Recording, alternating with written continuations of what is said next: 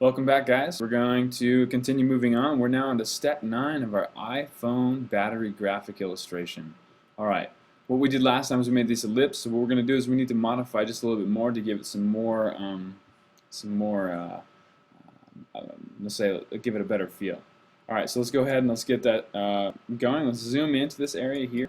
What we're going to do is, looking at this, I don't like the way that this looks actually, so I'm going to adjust it even more. So I'm going to go ahead and edit this guy right here.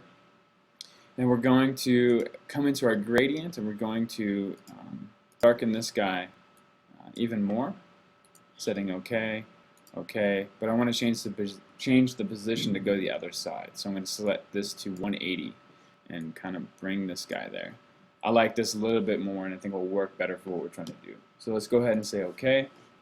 Alright, what we want to do is we want to create a highlight ridge that goes along the front end of this. Most corners usually are lighter if there's a light source coming from straight on. So we're going to go ahead and we're going to duplicate this. We're going to get our copy there. But what we want to do is we want to not have it in the same position, but want to just offset it just a little bit. So what we're going to do is we're going to get our move tool by pressing V, and we're going to nudge it over just a little bit. That's about where we want to be. Okay, so now notice it's behind the layer that is on the end here. We want this layer here to cover up most of the other layer, and we only want just a sliver to show. So that's where we have it underneath. So okay, moving on from here, we're going to go in and change our gradient so it becomes lighter. So we need to come in here and make this green much lighter. We're going to add more yellow to it. Okay, maybe a little bit of white. Okay, we're going to set that to okay. This darker green, we're going to bring this guy lighter as well. That's fine. Go a little higher. There we go. Okay, now we're going to go ahead and set OK and OK. Now notice that the line is consistently thick all the way through. And the way that perspective works, that's not usually the case. So what we need to do is we need to modify our shape so that it tapers at the top and the bottom to give it more of a cylinder appearance. So we're going to go ahead and we're in our gradient, or in our path, our vector mask right here. We have it selected. What we're going to do is we're going to get our direct selection path tool. So we're going to go ahead and select our path. We're going to grab this point. We can go ahead and do this at the same time because they're going to move at the same rate. Okay, we have both of them selected. We press Shift to get the multiple selection happening. We're going to move our right arrow keys over, and it's going to align with the original ellipse.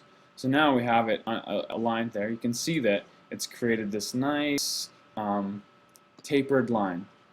So what we can do from here now is we can go ahead and we can start to manipulate by adding a little bit of outer glow maybe, taking this guy down in size, but maybe pump up just a little bit of that. Okay, let's see what we got here.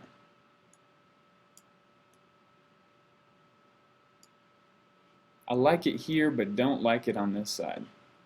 So we're not going to do that. We're just going to bring this guy way down right there. That's okay. Alright, that being said, we have that set. Moving forward, we're going to take this down to a blend mode of overlay. That's a little bit better. Let's bring down the opacity, or the fill opacity, down to 70. That's pretty good there. Let's go ahead and let's call that one good. Alright.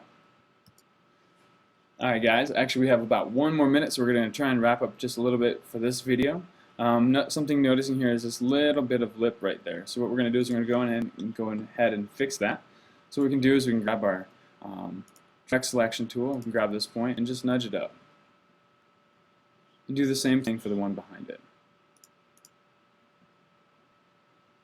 Alright, that's good. There we go, we have that set. So now what we will need to do in the next videos, what we need to do is create the cylinder that goes on the back of here and the cylinder that goes on the inside of the battery there. And then we'll build the reflections and all of that. But for now, this is where we are, and look forward to seeing you in the next video. Alright.